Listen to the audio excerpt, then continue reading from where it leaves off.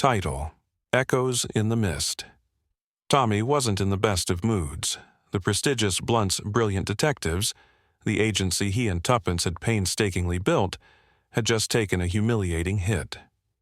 The case seemed simple: a stolen pearl necklace at the Grand Adlington Hall. But while Tommy was shadowing a gambling countess in the guise of a priest, and Tuppence was sweet-talking an heir on the golf course, the local police had done the unthinkable. They solved the case themselves. The culprit? The second footman, a petty thief with a long rap sheet, confessed without a fuss. Now, Tommy and Tuppence were left licking their wounds, cocktails in hand, at the Grand Adlington Hotel. Tommy, still in his clerical disguise, toyed with his umbrella. "Not exactly the Father Brown moment I was hoping for," he muttered darkly. Tuppence smirked. "That's because it wasn't a Father Brown kind of case. You need mystery dripping from the walls, something ordinary that turns bizarre." "Maybe something bizarre will happen on the way to the station," Tommy said with a wry grin. Fate didn't wait that long. A thunderous slap on his shoulder sent his drink spilling, followed by a booming voice that seemed to shake the very walls. "Tommy, you old dog! Fancy running into you here." Tommy turned, meeting the infectious grin of Mervyn Escort, Bulger to his friends. Broad-shouldered and eternally jolly, Bulger looked ready to burst out of his golfing kit. "Well, if it isn't Bulger," Tommy said, rising to shake his hand. But Bulger wasn't alone. Standing next to him was a figure that turned heads as effortlessly as flipping a switch. Gilda Glen, England's golden girl of the stage, was the kind of beautiful that didn't seem real. Her shimmering golden hair, piercing blue eyes, and a gaze that seemed to say, "I'm the center of the universe and we all know it," made her unforgettable. "Tommy, Mrs. Tommy, meet Miss Gilda Glen," Bulger announced with pride, as though presenting a rare trophy. But Gilda wasn't looking at Tuppence, nor did she seem interested in Tommy's priestly disguise. Her attention was laser-focused on something deeper, something unseen. "Are you really a priest?" she asked suddenly, her voice a strange mix of curiosity and unease. Tommy's smile widened. "Not quite, but I do listen to confessions, the kind people don't make in church." Her frown deepened, her confusion almost childlike. Bulger burst into laughter, slapping Tommy on the back. "He's pulling your leg, Gilda. Good old Tommy, always the joker." But Gilda wasn't laughing. She turned abruptly, her pearl earrings catching the light as she glanced out the window. "Bulger," Tommy said, breaking the awkward silence. "We need to catch the next train to town. Which way to the station?" "Down Morgan's Avenue," Bulger replied casually. 10 minutes walk." At the mention of the avenue, Gilda flinched. The confident actress who had captivated audiences across England suddenly seemed small, fragile. "Morgan's Avenue?" she repeated, her voice barely a whisper. Bulger chuckled. "Don't tell me you've heard about the ghost, the spook of the dead policeman. He's supposed to patrol that stretch at night. A bit of local flavor, if you ask me." Gilda didn't laugh. Her hand gripped the back of a chair, knuckles white. "But ghosts aren't real, are they?" she said, her voice trembling. "They can't be real." Without waiting for an answer, she pulled her wrap tightly around her shoulders and left. Her departure was as sudden as her arrival, leaving a silence that hung heavily in the air. "What's her story?" Tommy asked. Bulger shrugged. "Who knows? She's been acting strange all day. Something's rattled her, but she won't say what." A page interrupted them, handing Tommy a note. The handwriting was hurried, almost frantic. "I need your help. Meet me at the White House, Morgan's Avenue at 6:10. Gilda's signature was scrawled at the bottom. Tommy folded the note, his mind racing. "Well, Tuppence, it looks like we've found our bizarre twist after all." As they prepared to leave, the mist outside thickened, shrouding the path ahead in mystery. What lay in wait on Morgan's Avenue? Only time would tell. Tommy handed the note to Tuppence, who examined it with a raised eyebrow. Extraordinary, Tuppence mused aloud. Is it because she still thinks you're a priest? No, Tommy replied thoughtfully. I'd say it's because she's finally figured out that I'm not one. Hello, what's this? The sudden entrance of a fiery-haired young man disrupted their conversation. With his pugnacious jaw and threadbare clothes, he exuded a peculiar energy that demanded attention. He began pacing the room, muttering furiously to himself. Hell, the young man declared, loud and forceful. That's what I say. Hell! He dropped into a chair close to Tommy and Tuppence, glaring moodily at them. Damn all women, that's what I say, he growled, his gaze drilling into Tuppence. Oh, all right, he added, throwing his hands up. Kick up a row if you like. Have me tossed out of the hotel. Wouldn't be the first time. Why should we bottle up our feelings and smirk, pretending everything's fine? I don't feel pleasant or polite. I feel like grabbing someone by the throat and choking them to death. Tuppence interjected, her tone dry but tinged with curiosity. Anyone specific or just anybody? The red-haired man paused, fixing her with a steely gaze. One particular person, he said grimly. This is getting interesting, Tuppence remarked, leaning forward. Won't you tell us more? Name's Riley. James Riley, the man said, puffing his chest as though introducing himself on a stage. You might have heard of me. I wrote a little volume of pacifist poems. Good stuff, though I say so myself. Pacifist poems? Tuppence echoed, barely concealing her amusement. Yes, why not? Riley shot back. I'm all for peace. To hell with war. And women. Did you see that creature parading around here earlier? Calls herself Gilda Glen. God, how I worshipped her once. And I'll tell you this. If she's got a heart at all, it's on my side. She cared for me once, and I could make her care again. But if she sells herself to that muck heap Leckenberry, well, God help her. I'd as soon kill her with my own hands. And with that, Riley stormed out of the room, leaving an uneasy silence in his wake. Tommy raised an eyebrow. A somewhat excitable gentleman. Understatement of the year, Tuppence quipped. Shall we get going? They left the hotel, stepping into the cool night air. A fine mist wrapped itself around them like a ghostly veil as they turned left, following Estcourt's directions. The road led them to Morgan's Avenue, where the mist seemed thicker, swirling in ethereal eddies. Tommy, Tuppence whispered, I'm starting to feel jumpy. This mist, this silence, it's as if we're miles away from anything familiar.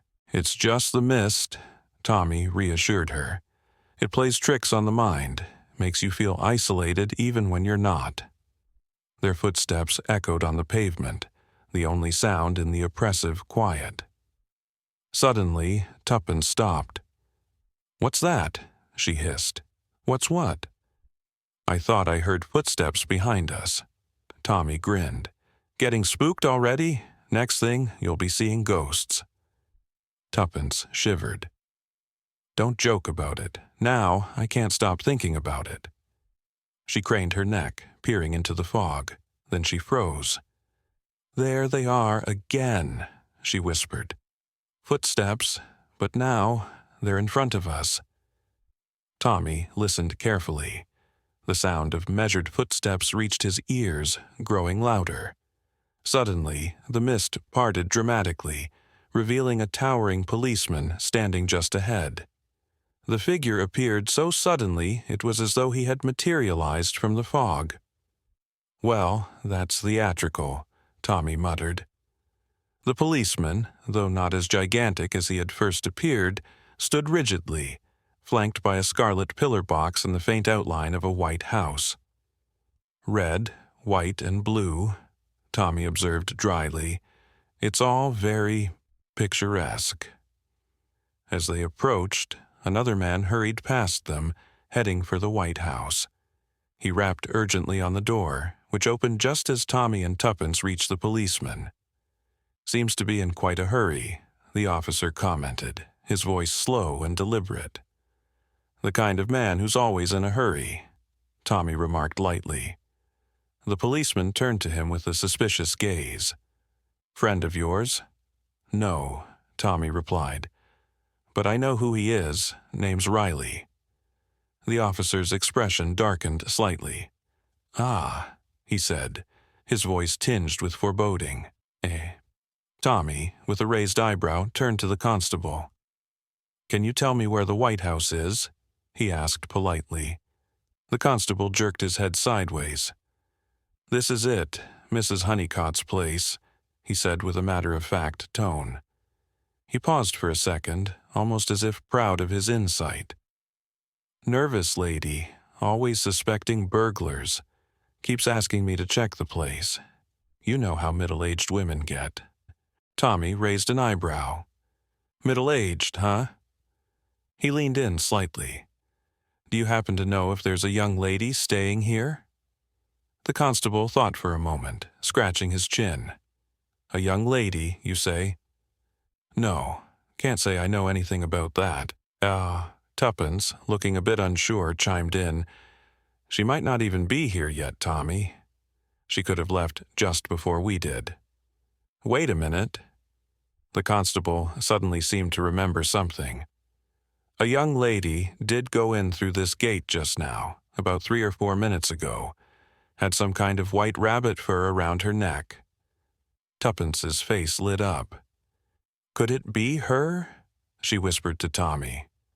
"Well, let's find out," Tommy said, as the constable walked off, muttering to himself. The couple approached the gate of the White House, but just as they did, a faint, muffled cry echoed from inside. Without warning, the front door flew open, and out rushed James Riley. His face was pale, his eyes wild and unseeing as he staggered down the steps, muttering to himself in a daze. "My God! My God! Oh, my God!" He rushed past Tommy and Tuppence without acknowledging them, clutching the gatepost as though to steady himself, before bolting off in the opposite direction at full speed. Tommy and Tuppence exchanged confused looks. "Well, that's certainly alarming," said Tommy. "Something must have happened inside to rattle Riley so badly." Tuppence, her eyes still following him, remarked, "It's like he touched something wet. His hands are red, like he brushed against fresh paint." Tommy, his instincts kicking in, said, "We should go inside." There's more to this than meets the eye.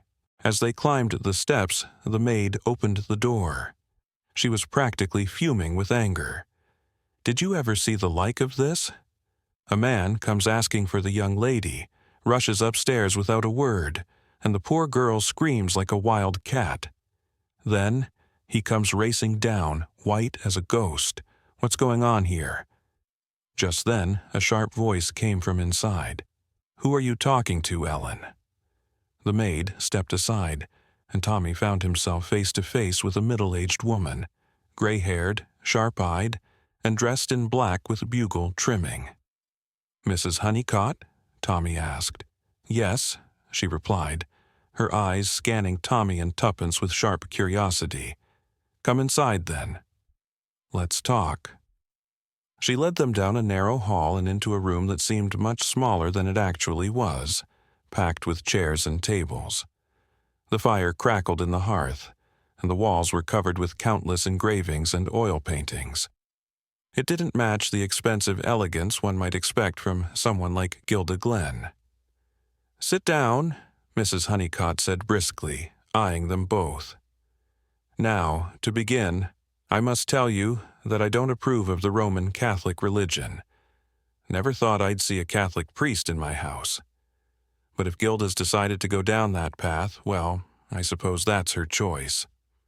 Tommy, trying to steer the conversation, asked, "I understand Miss Glen is here?" "She is," Mrs. Honeycott replied coldly. "But she's got herself into quite a mess. Wanted me to help her with something. Said she needed to get a divorce. I told her no, divorce is sinful. But I couldn't turn her away, could I? She's my sister." Tommy's jaw dropped. "Your sister? Gilda Glen is your sister?" "Yes," Mrs. Honeycott confirmed. "She ran away at 17, married some man far beneath her, then left him, went on the stage.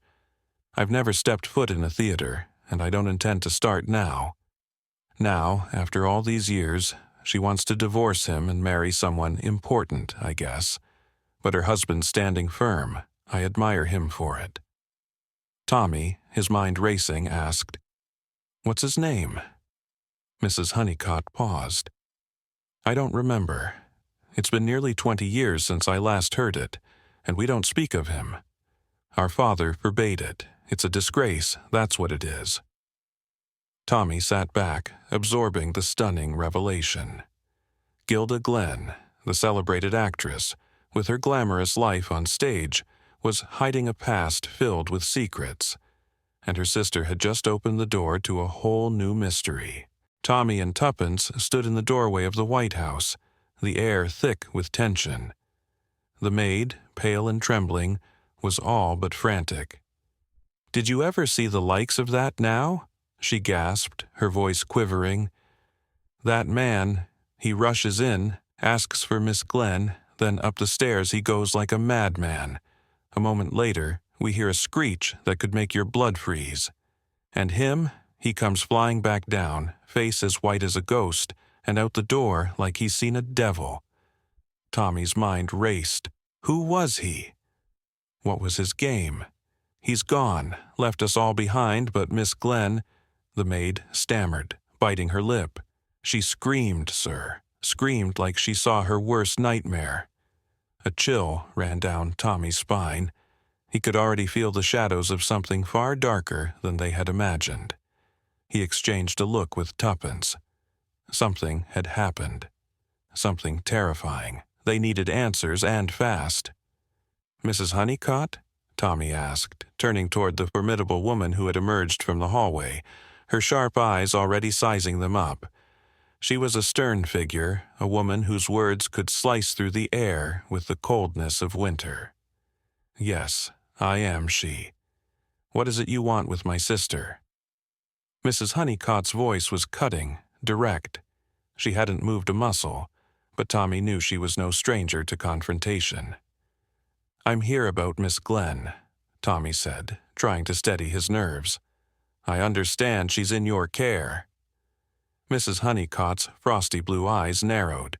A spark of something, suspicion, perhaps, flickered behind the lenses of her pince-nez. "Ah, you've come for her, have you?" "Well, come in then. But mind you, I don't approve of the sort. She's the one who put herself in this mess, not me."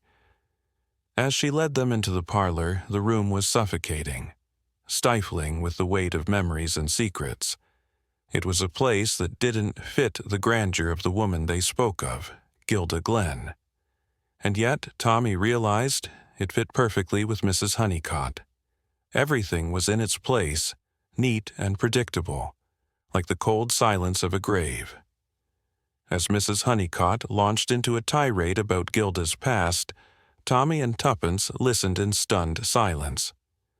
"My sister, she ran away, you know. Married some fool far beneath her station, then abandoned him and took to the stage. Yes, she left her husband, and God only knows what she's done since. But now, after all these years, she wants a divorce to marry some bigwig.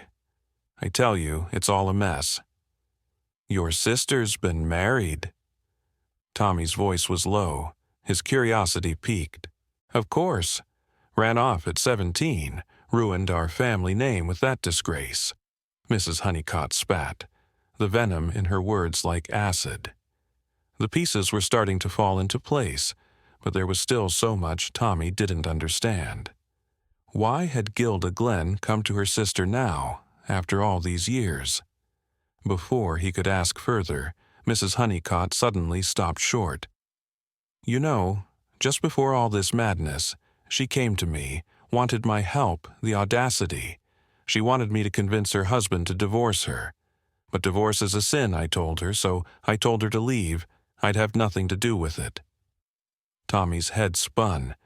There was a truth here, half hidden, buried in the past, but something didn't sit right. "And you're sure she's in her room now? That's where she went after—" Mrs. Honeycutt's face turned a shade paler, the realization hitting her too late. She went upstairs just before I heard that scream," she murmured, as though just now connecting the dots. Tommy's heart pounded. It was all too late.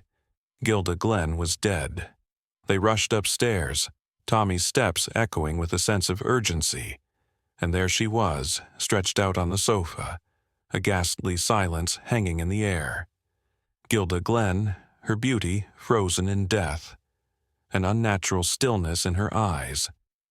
The sight of her face, serene in death, was more haunting than anything Tommy had ever encountered. A heavy blow to the head had silenced her forever. The blood had long since ceased to flow, but the horror of the scene had only just begun. Tommy knelt beside her, his face ashen. "He didn't strangle her after all," he murmured, the words tasting like ash in his mouth.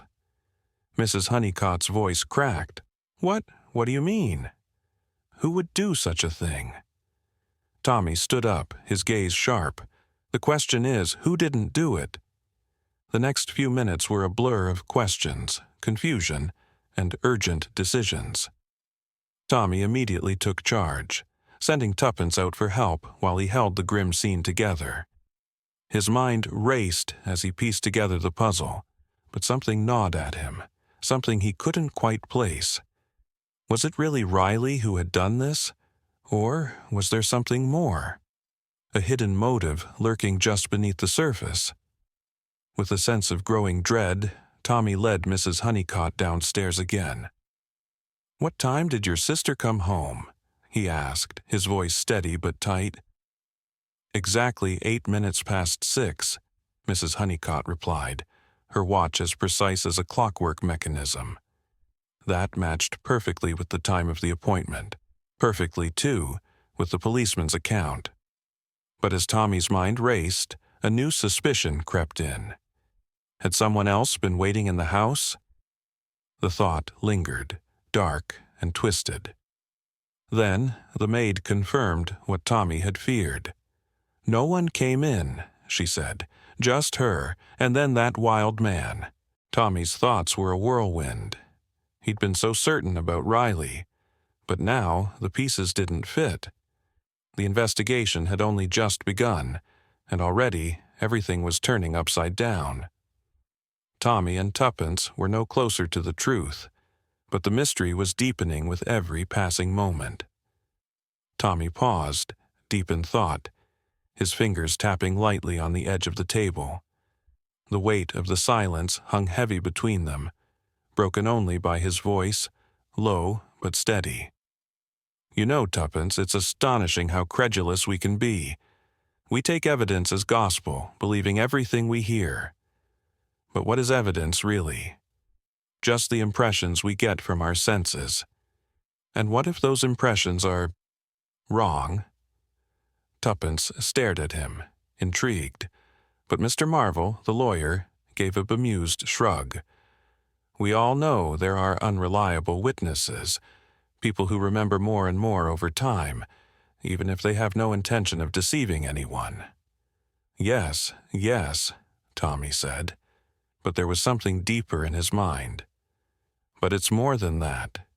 We all lie to ourselves, not even knowing it. For instance, how many times have you heard a knock at the door and said, 'Ah, that's the post,' when it could have just been a kid playing a prank?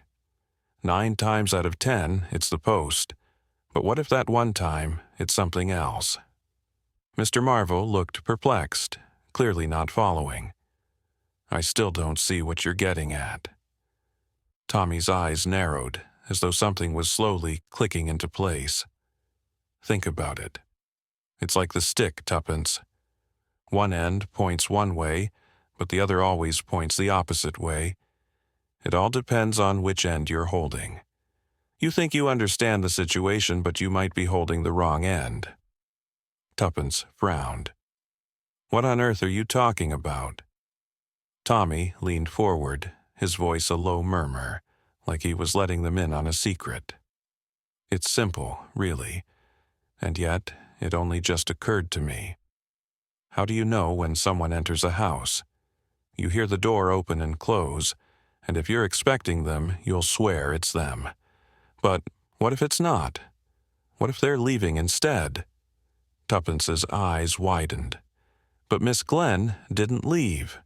True, Tommy said, a small smile playing at his lips. But someone else did, the murderer. He slipped out unnoticed. Tuppence blinked, processing his words. Wait, how did Miss Glen get in then? Tommy's face darkened, his eyes scanning the room as he pieced it together. She came in while Mrs. Honeycutt was in the kitchen, talking to Ellen. They never heard her. When Mrs. Honeycutt went back to the drawing room, she thought she heard Gilda come in and go upstairs. But what she heard was Ellen going up to draw the curtains. That pause. It was just the right amount of time for Ellen to have passed through the hall, missing the murderer by mere seconds. But the scream, Tuppence began, but Tommy was already shaking his head. That wasn't Gilda, it was Riley. Didn't you notice how high-pitched his voice was? In moments of intense emotion, men sometimes sound more like women than we realize. Tuppence's mind raced as the pieces began to click into place. But the murderer, we would have seen him, right? We were right there. Tommy's lips curved into a grim smile. We did see him, and we spoke to him. Remember the policeman who appeared out of nowhere? He startled us, didn't he? But he wasn't just walking out of thin air. He stepped out from behind the gate right after the mist cleared. The timing was perfect, too perfect almost. It made us jump. And you know what? Sometimes we forget that policemen, too, are just men. Men who love and hate, who marry, and who kill. Tommy leaned closer, his voice dropping to a near whisper. I think Gilda Glen met her husband just outside that gate. He came to confront her, and she let him in. They went upstairs together to settle things once and for all. But unlike Riley, her husband wasn't a man of words. No, he just saw red. And with that truncheon of his, well, there was no coming back from it.